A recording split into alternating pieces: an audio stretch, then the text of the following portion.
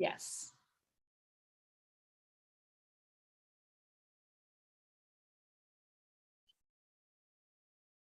Ta-da. Ta-da! Ta-da! Good morning. We are here. Hello. Wow, let's see what happened. Go ahead, Susie. I'm good on my end. Go ahead. Okay, she's good on her end. That's Julie who's making this all happen. Welcome, everyone. It's Susie McRae and Julie Nguyen here with the first On Passive Spotlight. How you doing tonight, Julie? Well, it's night. Well, it's nighttime for me, but it's still afternoon for you. How are you? I'm doing fantastic, Susie. It's so good to see you, and thank you for doing this with me. I really appreciate it. It's so honored to work with you, Susie, and I love the color on you. Good morning, good afternoon, good evening. Today is August 3rd, 2022. Welcome to On Passive Spotlight. Susie, we both kind of came up with On Passive Spotlight, and I know we do have a little vision. Where would you like to share with everyone who's currently watching, what's our vision in On Passive Spotlight? Sure, I'd love to. It's kind of like what our CEO Ash Mufareh kind of threw it out there to us to step it up a little bit, become more creative, add value back. We are representatives of this company. Whether you're watching and you're not a founder or you're interested in On Passive, we welcome you here. So we were talking about it, Julie and I, and we do have a lot of different webinars throughout On Passive, and they're all wonderful. The conversations about technology, about bless, information, and we decided to do what we call On Passive Spotlight.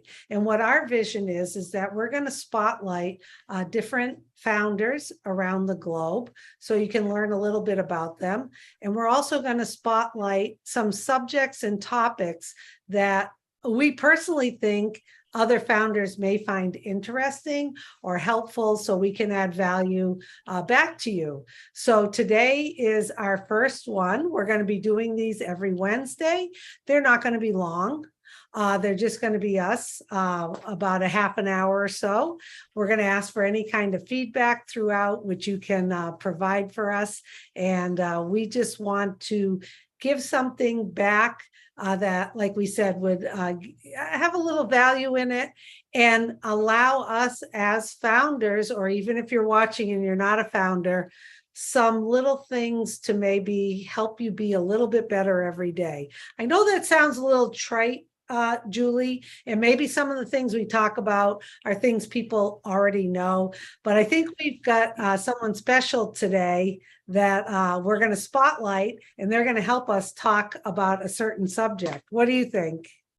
Absolutely, Susie, and I'm thankful that you brought it up, because I believe what we are sharing here, it comes straight from our heart.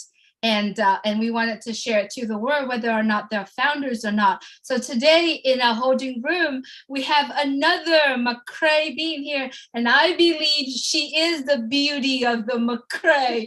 So, Tish, come on, Tish. There she is. Yay. That's my sister Tish McRae, proud founder that she is.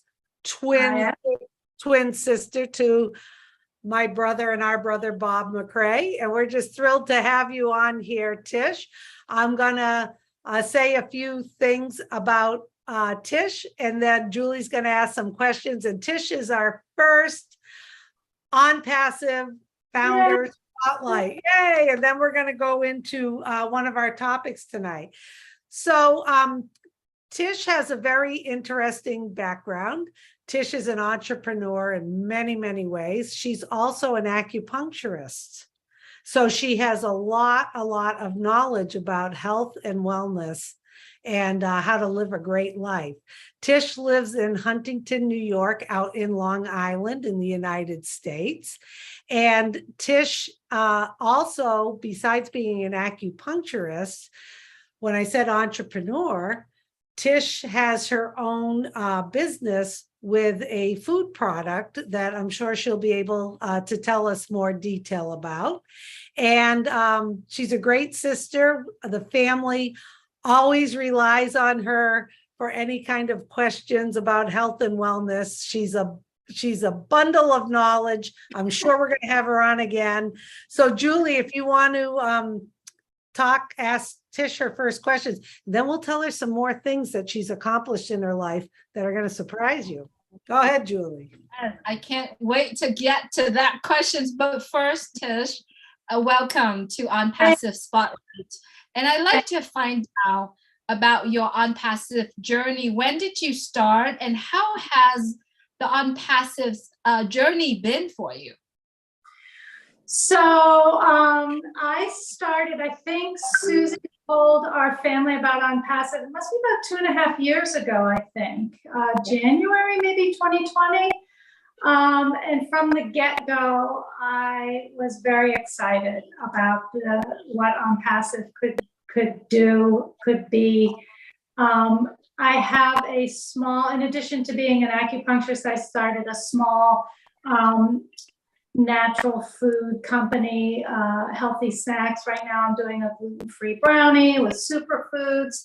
But On Passive, you know, it's really hard being such a small guy with a business, and you're trying to fight the big guys on the internet and getting your site up and everything, and getting visibility on the internet, and having a one place to have all that you need. And On Passive was it. And as soon as she started explaining it all to me, it all started clicking into place, like, wow, that's exactly what I need.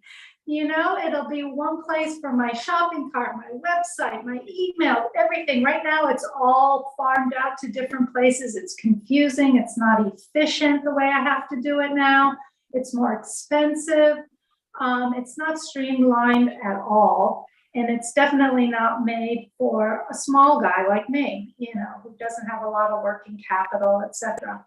So I immediately got excited, and watching it just unfold over the last couple of years has been a pleasure. You know, you don't really get that chance to see a company like this.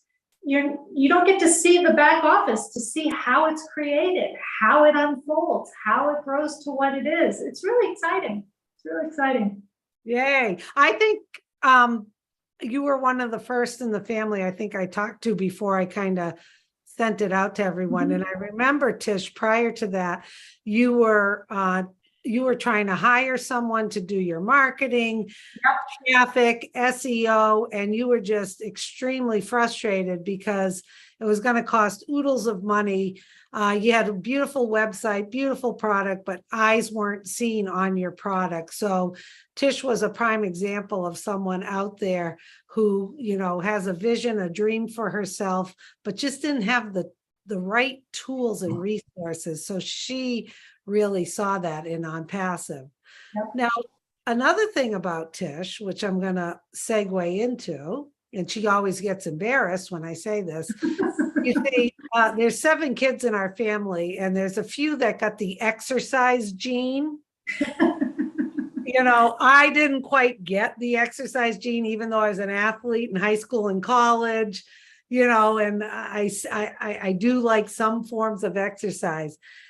Tish McRae is a 2-time Ironman, one at Lake Placid and the other at Lake Zurich in Switzerland.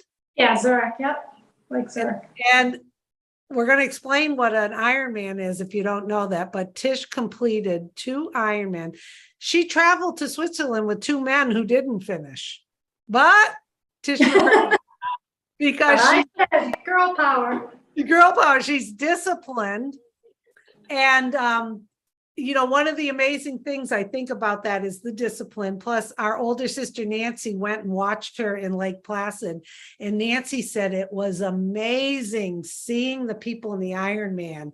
It was all different sizes, all different people, all different ages. But what it was people who were committed and dedicated to it, and they did it. So Tish, maybe you can tell us a little bit, what does an Ironman entail? Well, it's a triathlon, which is you have 3 disciplines, swimming, biking, and running, but the Ironman is the longest distanced one. So you start off with a 2.4 mile swim, which took me about an hour and 15 minutes. And then you move on to the bike part, and that's 112 miles of biking. And then you finish it off with a marathon, which is 26.2 miles of running. And you start at 7 in the morning and you have to finish by midnight. And I finished, I think it was around 9:30 at night, my first one. Wow. Yeah, the whole day of going, but I remember watching it. We had a link, and this was way back when the internet was still a little slow. Yep. But Tish had a link for us, and you could see. I actually got to see her crossing the finish line, and it was like, wow. Oh, So that is so amazing. So today, really on Positive Spotlight, not only that we spotlight the founder, but we want to focusing on the topic. And obviously, what you are doing right now, what you're telling us right now, is your true commitment into what you want to do. You want to finish the Ironman, and you committed to do that. And I believe being able to prepare for it has to have your determination, your drive, and your commitment. So Susie, today we want to talk about complain versus commitment. What we are seeing right here is a commitment from Tish. But let's talk about our life nowadays, the people that we see, the commitment that the people that we see daily. There are people that do complaints instead of commitment. Susie, do you want to kind of say what's the difference? okay, yeah, because you know what kind of got me thinking about this was when our CEO Ash Mufareh was talking about language. And language is such an important factor in our life. And when I talk about these things, I'm not perfect by any stretch of the imagination. I had good mentors, though, that helped me identify certain things in our lives. And when Ash started talking about that, especially since as founders, we're going to need to provide feedback as we get ready to go to customers with our products, I started thinking about these different languages that I had learned. And one of them is about turning your complaint into a commitment. That's one of the basic ones. So what does that mean? There are complaints out there that people think are complaints that really aren't complaints. And I'm going to give you some examples. You could be out to dinner and you're like, oh, this food is so spicy. Not really a complaint, more of like a preference. Maybe that person really doesn't like spicy food. Boy, this room is cold. Preference. They're not really complaining. You may think of it as complaining, but they're not. But when there is a chronic complaint in someone's lives, our lives, your lives, we all possibly have a chronic complaint about a situation, about other people or whatever. What that does is it makes you realize, if you really look, that there is a hidden commitment to that complaint. Now, as founders in On Passive, we have a very bright, hopeful life that we're living. So I think a lot of us are experiencing that when we are around people who are complaining, it creates a negative feeling and it brings us down, because when people start complaining about something, it automatically sets the tone and it gets everybody else complaining and it creates a negative effect. So why don't we look at what are you complaining about and how can you turn that into a commitment? And the topic we were thinking about tonight, because we have Tish, who is very, very well-versed and an advocate, and she walks the walk and talks the talk about wellness and health. So Julie and I were really thinking about, as founders, for all of us, we need to step it up to the next level. So with our mindset, with the way we show up every day, but there may be some health and wellness things that we need to look at. So a lot of people, Tish, in your practice, tell us, what are the complaints when people come to see you as an acupuncturist to help fix them? What are some of the top complaints you hear? Yeah, so I would say that the top complaint would be fatigue. You know, people are running around crazy and just exhausted. Now, usually they're exhausted because they're not taking care of themselves. So I always go back to the basics with people. Whatever the complaint is, whether it's digestive, hormonal complaints, stress, fatigue, I always go back to the basics with them. And you really have to look, before anything else, you have to, are you getting a good night's sleep? Are you eating basically clean, natural, healthy, nourishing diet? Do you have a little bit of sunshine and activity during the day? Do you have joy in your life? Are you happy? That all those things put together, if you can change, just start with one. You don't have to, I try not to give people, okay, you gotta do all of this, all now, change it in a week. That's just overwhelming. But if you give somebody just, okay, let's focus on getting better sleep. So I'll go over that in detail with them. And once they start getting better sleep, they feel a little better. Then they chip away at maybe, okay, let's attack diet now and see where I could probably tweak it a little. You don't have to have a perfect diet, but you need to, be mindful when you're eating. And then, fresh air and sunshine, maybe try and get out for a walk once a day. So once they start feeling better with some of the basic stuff, and they kind of get a little more healthy, you see, as the dust settles, you see what's left and how they feel. And often they feel great. There's nothing left. All these symptoms they thought were related to so many things. Oh, do I have this? Is this the diagnosis? Is that? No, you were just tired and not taking care of yourself. Get back to the basics. I do that first with all my patients, go over all of their lifestyle stuff, and it really makes a difference. It makes a huge difference.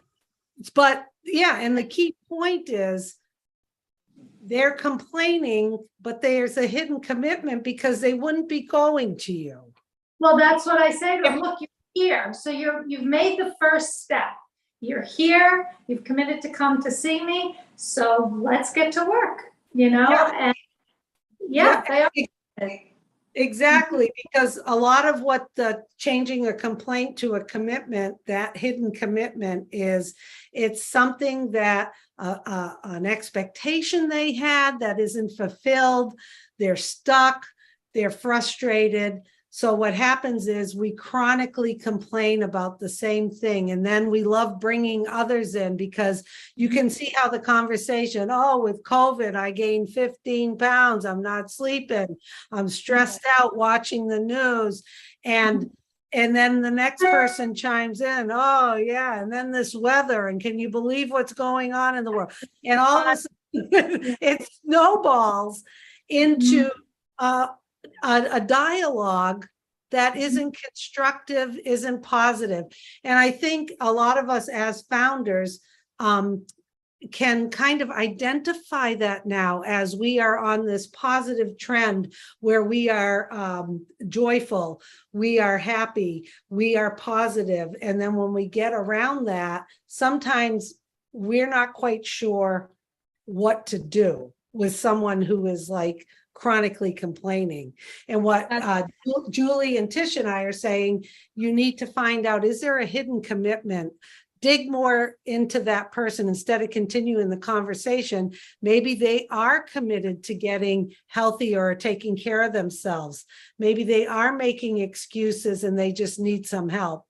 Julie, did you want to add something to that? Yeah, I also think that a lot of the things that people are tends to do is they try to stick around that vicious cycle every single day.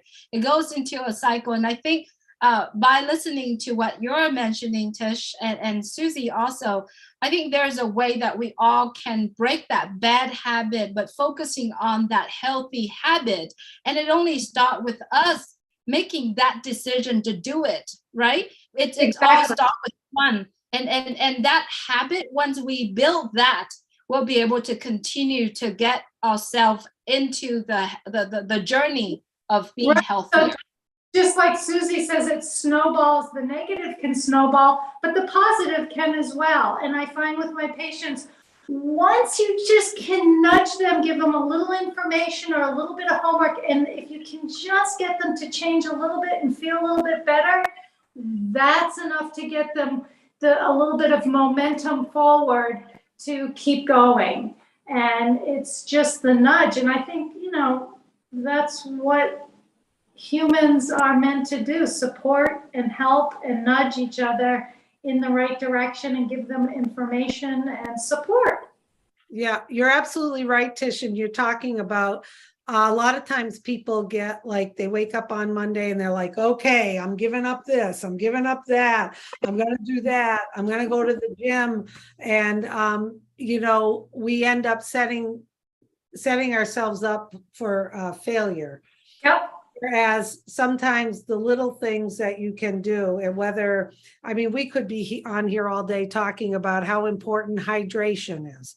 Are you drinking enough fluids? Like you said, are you getting restful sleep?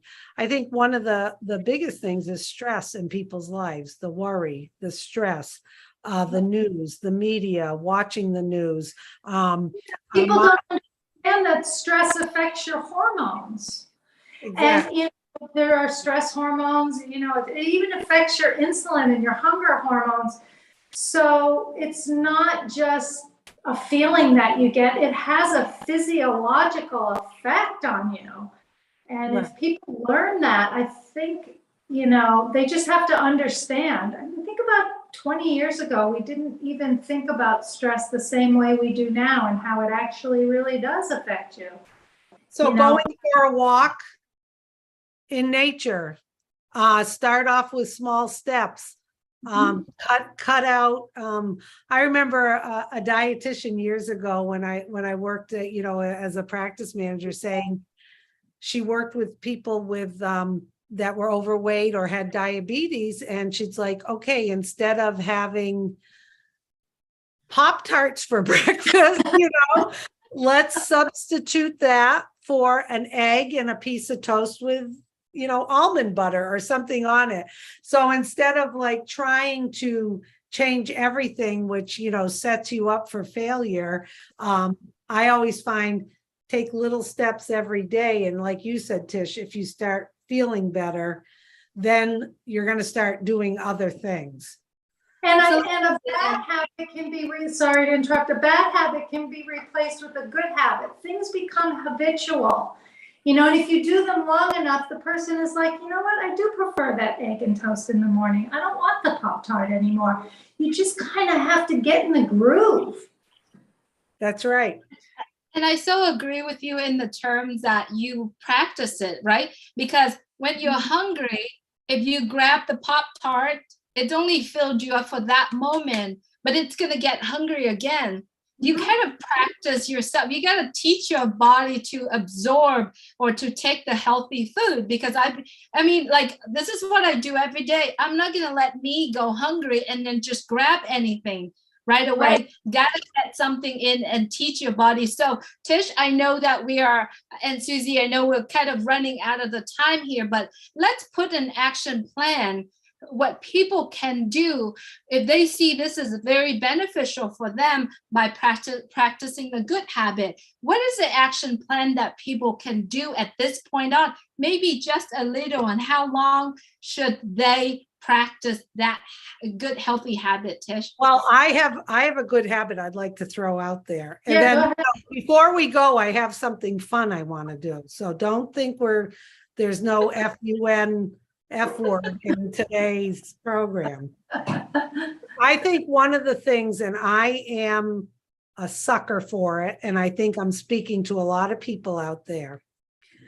You got your phone, you got your computer, you got email, you got messages, you're on the phone, you're replying to a text message, you're checking your email, you're applying to Messenger, then you've got WhatsApp, and then, and then you're looking to something else is happening, and then you're back on it. That level of having all those browsers open, and trust me, I'm the queen of it myself, is exhausting. Exhausting, because your brain, every time you switch gears, it takes you so many minutes to get back to what you were concentrating on. And you all know it. You know, when you're talking to someone and they're going, they're not listening to a damn word you're saying. They're typing a response to an important emergency text message they're getting. So there's this whole distraction thing in our society, up to the point where we've got the phone by our bed, you're checking it, and that is exhausting. And that kind of level of mental exhaustion can create sleep issues, can make you, want to eat something just because you're stressed out about something that and then it's one thing after another. And then, that 1 mile walk I was going to do this morning just didn't happen. So my advice for some small steps is to watch yourself tomorrow, everybody. And I'm going to watch myself too, because I'm chronic about that too, going back and forth. Do you start something and finish it, or are you bopping all over the place? Can you close a few of those browsers? Can you be okay that you didn't respond to something right away? That's my helpful tip. Julie? Stay focused. Stay focused. Stay focused. Yes, I so agree with you. And I know I'm a queen of that here too, because you work on something and something pop up and then you went and opened it. But you know what? I so agree with you. And I think that's something that I need to work on to myself, is to stay focused. That's my short version of the action plan. Yeah. So for me, getting in nature allows me to do both those things. So I never work out in a gym. I just don't. I did all that training without a gym. I go outside. When I'm out in nature, I don't need the phone. I'm quiet. I'm focused. I'm just grounded. It's like nature's like a church for me. And so that personally works for me. But people are, being with my cat alone. I don't need my phone with my cat. I just need my cat on my lap, petting my cat. That's just such peaceful alone time. It really is helpful. Wonderful.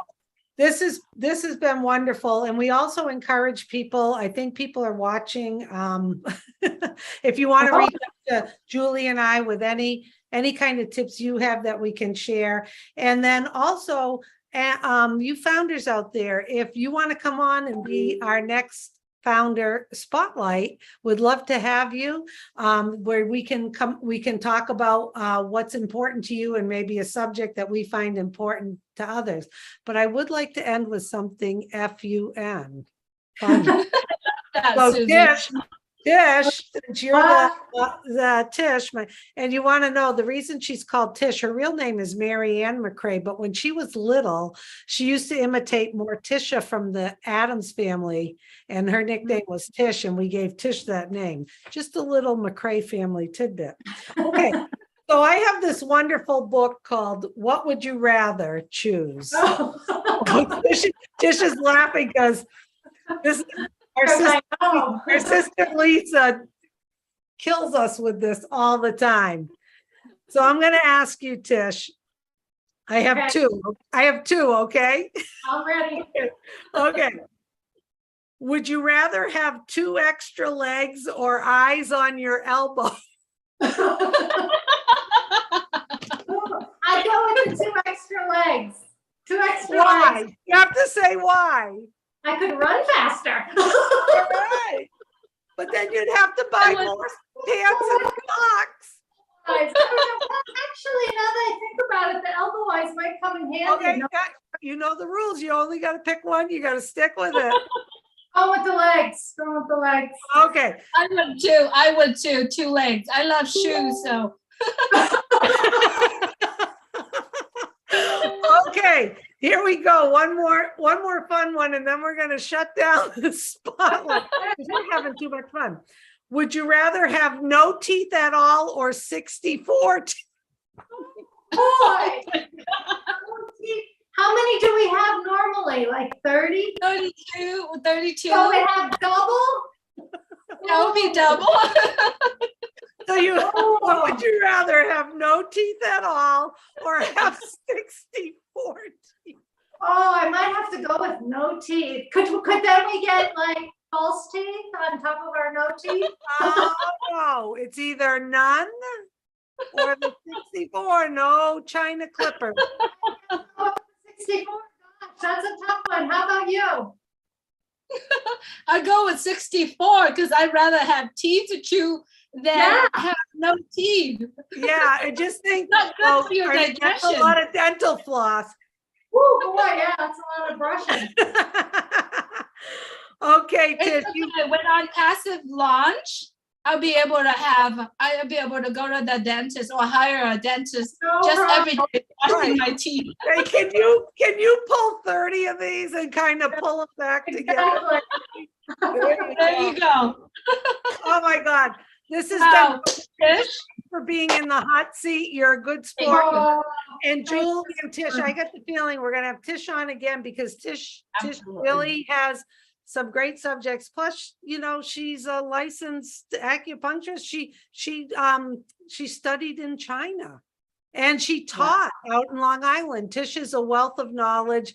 We always rely on her and she's a good sport. So all of you watching, if you're a founder and you would like to be spotlighted and talk a little bit about things in your life and then some things that we can give back to the other founders, you just reach out to Julie and I. Tish, we love you. Thanks for being thank on. you.